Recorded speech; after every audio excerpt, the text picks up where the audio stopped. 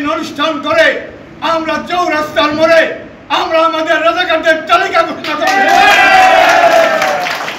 সমস্ত বাংলাদেশের সব থানার আগে আমার থানায় এই রাজাকারের তালিকা তৈরি হয়েছে, লুটারদের তালিকা তৈরি হয়েছে, অগ্নিসংযোগকারীদের নাম ভাগে ভাগে করে তৈরি করা হয়েছে।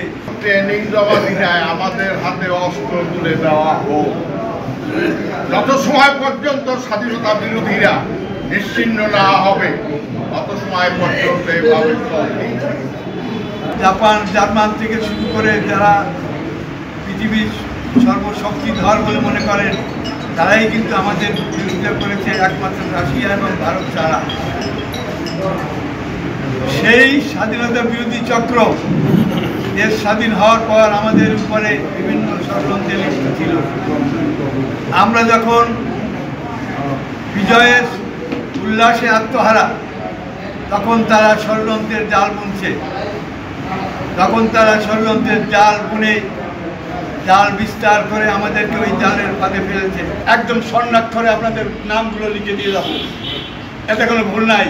একটু আগে আমাদের এক ভাই আবুল হোসেন ফকির বলেছে রাজাকারের তালিকা প্রস্তুত করে প্রকাশ করার জন্য। আমরা বহু আগেই সমস্ত বাংলাদেশের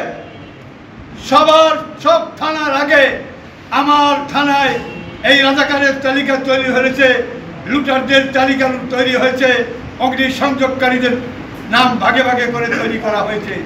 আমরা সরকারের কাছে এই কপি দিয়েছি, এনএসআই, ডিএসবি এবং অন্যান্য সবার কাছে আমরা কপি দিয়েছি।